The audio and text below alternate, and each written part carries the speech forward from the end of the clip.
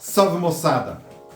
Estamos aqui para continuar a leitura do livro Essencialismo, do Greg McKeown. E no primeiro vídeo da série eu falei a respeito, grosso modo, do que é o essencialismo, da sua função, das dificuldades que a gente tem para conseguir se tornar um pouco mais essencialista. E hoje vou falar um pouco, ainda continuando o primeiro capítulo, do que o Greg nos fala a respeito do que seria uma espécie de um passo a passo, para a gente começar a construir esta ideia do essencialismo dentro de nós.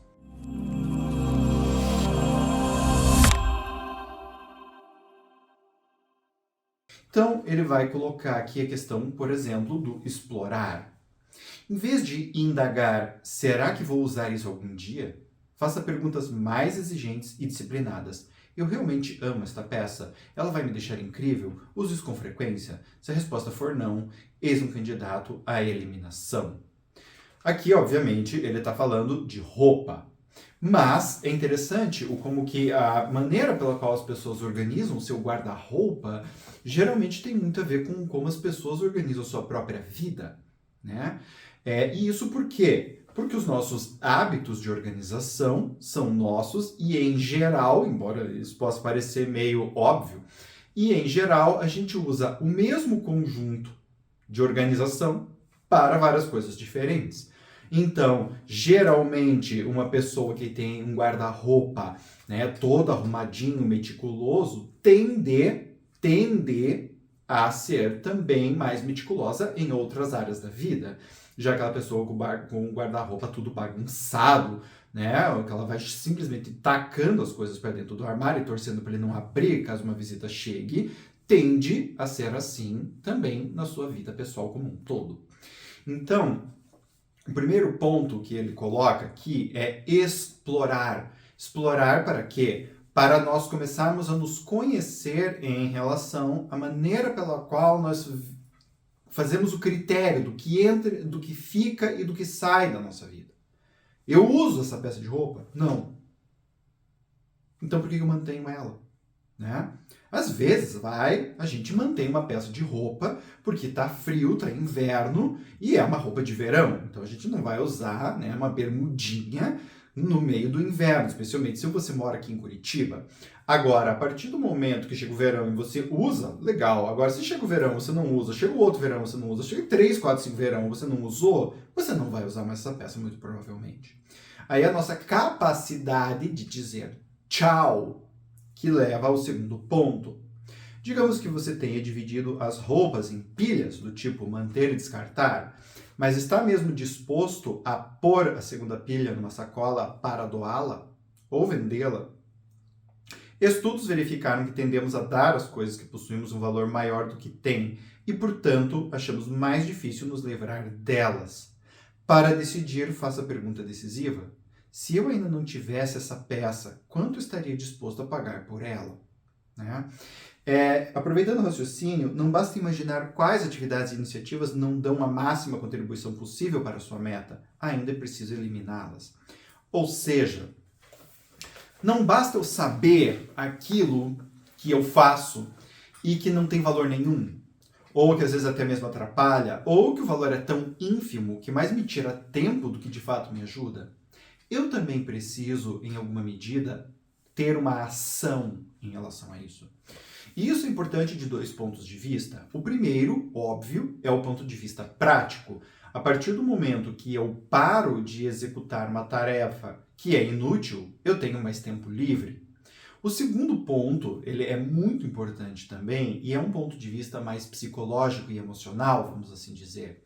Deste ponto de vista, se eu crio um raciocínio a respeito de algo e não tomo uma ação que está adequada a este pensamento, eu estou dizendo para o meu cérebro, que na verdade sou eu mesmo, né, o quê? Que este pensamento não é útil, não é adequado, não é digno de confiança.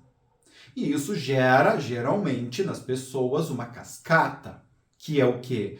Se eu tenho pensamentos que não são dignos de confiança, por que eu fico gerando esses pensamentos que não são dignos de confiança? E logo vem, será que eu de fato sou digno de confiança? Tema para o divã. Muito bem, então o segundo passo, que é eliminar, ele é fundamental, porque ao eliminar de fato, eu estou dizendo para este pensamento que ele é útil de alguma maneira, ou que ele será útil a médio ou longo prazo. Então eu estou fortalecendo uma nova atitude. Atitudes nunca serão fortalecidas se elas não tiverem uma ação que corresponda a elas. E por fim, o terceiro passo. Para o armário permanecer arrumado, será preciso criar uma rotina regular. Separe uma sacola grande para os itens que for jogar fora. Informe-se a respeito da localização, do bazar ou da instituição que receberá suas roupas. E reserve um horário para sua agenda para passar lá. Em outras palavras, depois de verificar quais atividades e iniciativas deve manter, aquelas que lhe permitem dar seu nível máximo de contribuição, é preciso ter um sistema que requeira o mínimo possível de trabalho para que você consiga pôr as suas intenções em prática. Então, o que acontece, gente? Aqui o que ele está falando é algo muito óbvio, né? Mas me faz lembrar de um programa do Caldeirão do Hulk.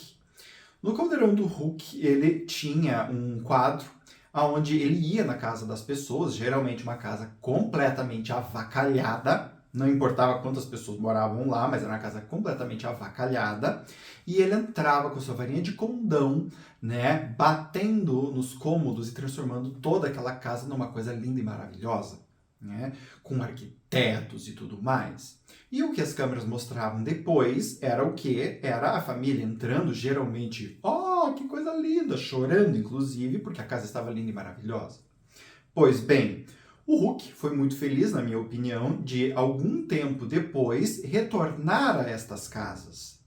E, pasmem, na verdade, para mim era muito óbvio que isso ia acontecer, mas enfim, pasmem, as casas tinham novamente entrado em decadência. E isso por quê?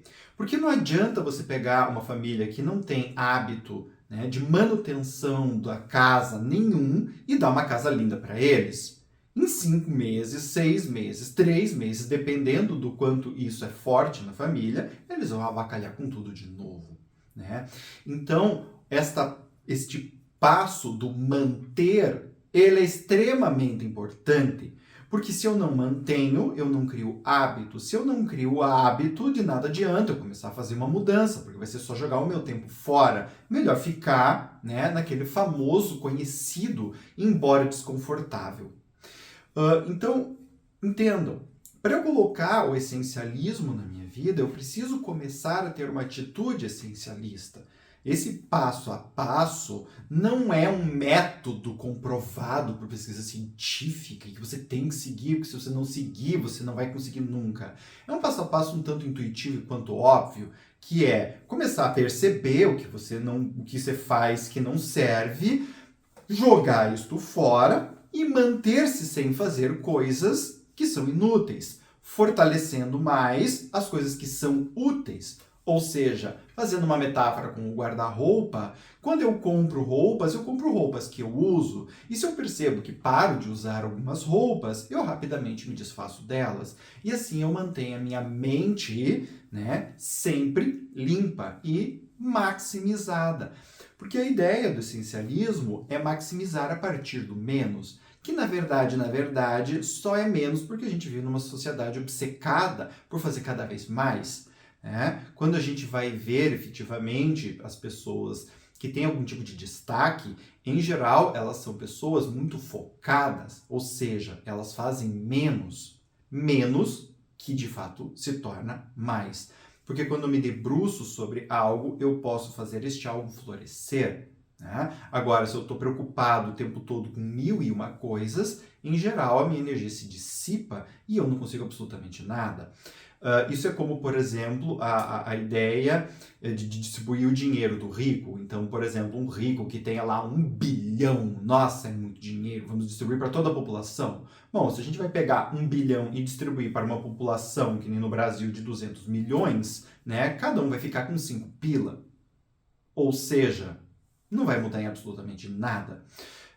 Estou dando esse exemplo, não estou defendendo ou atacando a ideia, apenas falando que quando a nossa energia é dissipada demais, o efeito final é sempre muito pequeno. Né?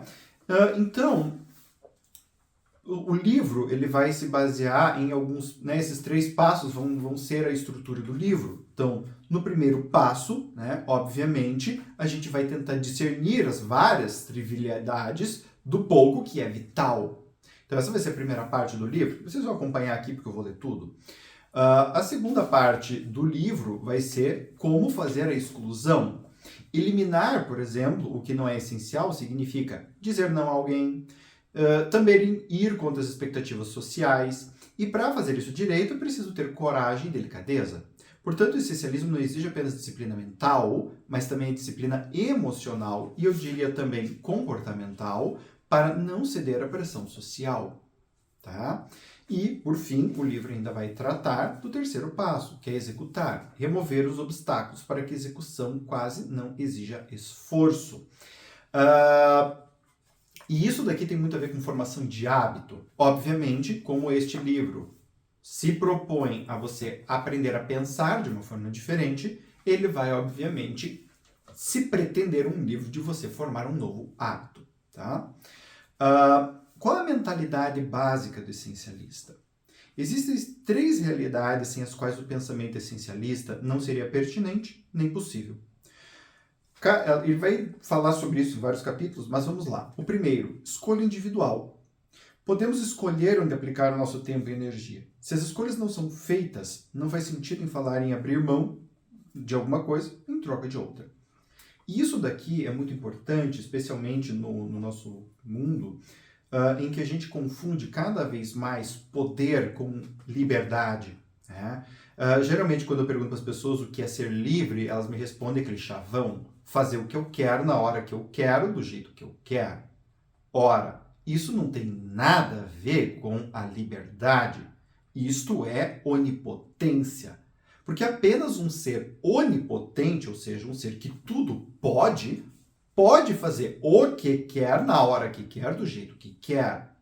Todos os outros seres, incluindo nós seres humanos, somos limitados e, portanto, a gente precisa fazer escolhas entre uma coisa e outra. Eu, se fosse um ser onipotente, estaria em vários lugares ao mesmo tempo, por exemplo, porque tudo posso. Mas, como não sou, preciso escolher onde vou estar.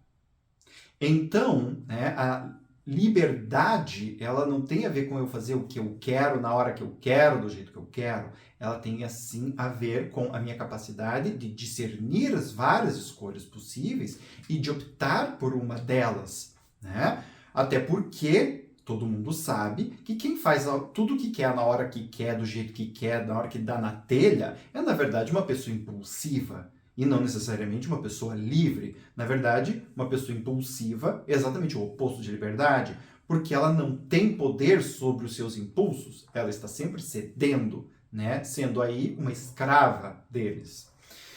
Segundo ponto, a prevalência do ruído. Quase tudo é ruído, pouquíssimas coisas têm valor excepcional. E quando ele fala aqui em excepcional, não é no sentido social, onde as pessoas, a sociedade vai atribuir o valor do que é o excepcional, mas sim excepcional para a sua percepção, para o seu propósito, para as suas metas. Então, o segundo passo é a gente entender que a maior parte do tempo, se a gente não toma o cuidado, né? A gente gasta com um monte de coisas supérfluas. Supérflua, de novo, não num contexto social, mas coisas que de fato não agregam em absolutamente nada para a gente. E muitas vezes coisas nas quais a gente não tem muita força, ou seja, atividades nas quais a gente não é muito bom, nas quais a gente não tem muito conhecimento, e às vezes nas quais a gente nem quer ter muito conhecimento mesmo, porque conhecer tudo é um saco, né? Então, o que acontece? Esta parte aqui é interessante e é muito importante para que a gente esteja atento a este detalhe. Boa parte do tempo a gente vai olhar para um monte de coisas que não são essencialmente importantes. E por fim, a realidade de perder para ganhar. Não podemos ter tudo nem fazer tudo. E eu acredito que hoje em dia essa é a parte mais difícil para a maior parte das pessoas, especialmente se ela é do meio empresarial ou corporativo, porque este é um meio onde você é obrigado a acreditar que você tudo pode e que você, portanto, tudo tem que desejar. E, na verdade, o que a gente vê é que o oposto geralmente gera mais resultados. Ou seja, quando nós nos focamos em algo e perdemos, muitas vezes o resultado é mais positivo do que o que as pessoas imaginam. Por exemplo, perder um relacionamento que você não está querendo muito, muitas vezes é mais interessante e ficar sozinho e tentar correr aí atrás de uma nova vida do que você efetivamente manter a energia de estar ficando com uma pessoa que efetivamente você não quer. Ou ainda, você focar em uma área do teu trabalho te ajudará muito mais do que se você ficar correndo, que nem barata tonta, tentando dar conta de todas as demandas, que hoje em dia qualquer área de trabalho tem demandas infinitas. Então, essa ideia de perder, ela é muito difícil hoje em dia, porque todo mundo quer ganhar. Agora, a gente não entende que para ganhar efetivamente, a gente precisa perder.